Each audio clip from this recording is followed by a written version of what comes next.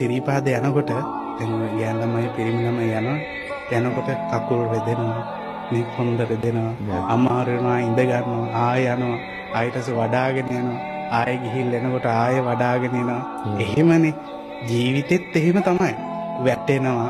ඒ වැටෙන තැන් වල ආයෙ නැගිටින්න ආවත් අභියෝග ආවත් මේක ඇදගෙන යන්න ඕනේ මේ ගමන. ඇදගෙන යන්න ඕන අනිවාර්යයෙන්. අපි එදා දුන්න පොරොන්දු අදට බලංගු නැහැ.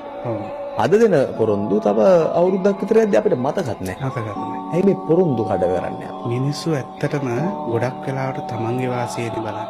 එහෙම තමයි ගොඩක් වෙලාවට හිතන්නේ.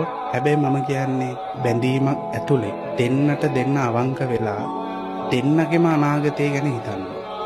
නේ අපි කියමුකෝ හිතක් රිදුණු හිතක් කැඩුණු බෙහෙත් නැහැ. මේ සමහර ළමයි ඉන්නවා අංගොඩ. කෙනෙක් එනකම් බලාගෙන ඉන්නවා. මේ මම කියන්නේ තව කෙනෙක්ගේ හිතක් රිද්දලා මොනව ලබා ගන්නද? අපි දිනන්නේ නැහැ. දිනන්නේ සදාපරද. දෙන්නම දිනල නැහැ. නේද? ඒක මොන සම්බන්ධයටත් පොදුයි. ඕනම දෙයකට